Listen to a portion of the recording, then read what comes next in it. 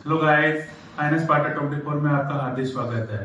ITR file करने के लिए हमें पहले से ना डॉक्यूमेंट तैयार करके रखने होंगे।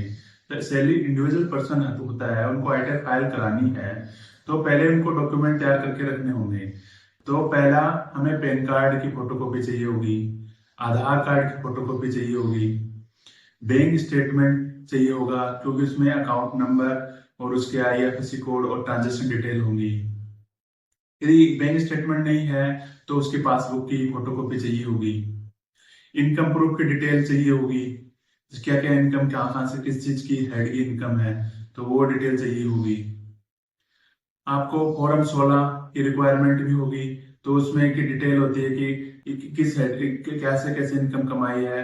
मान लो फॉर्म 16 ए, फॉर्म 16 होता है वो सैलरी के लिए होता है, 16 ए होता है वो कोई टीडीएस डिडक्ट किया किसी अदर देन सैलरी के, तो उसके लिए होता है।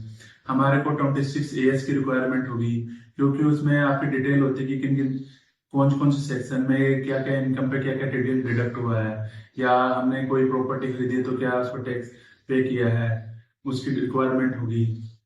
हमने इन्वेस्टमेंट किया है तो हमें इन्वेस्टमेंट डॉक्यूमेंट की रिक्वायरमेंट होगी।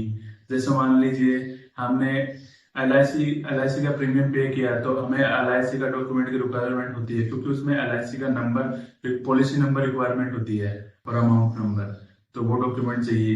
यदि हमने मेडिक्लेम का इंश्योरेंस करवाया है तो हमें मेडिक्लेम पॉलिसी नंबर की रिक्वायरमेंट होगी, अमाउंट की रिक्वायरमेंट होगी। ऐसे हमें डिटेल में रिक्वायरमेंट होगी डॉक्यूमेंट की, क्या क्या एडिशनल डॉक्यूमेंट की रिक्वायरमेंट होती है। इनकम प्रूफ के लिए हमें टीडीएस सर्टिफिकेट, टीसीएस सर्टिफिकेट, वो भी डिटेल की रिक्वायरमेंट होती है। तो इसी के साथ हम टॉपिक को प्रोग्राम देते हैं। Bye bye.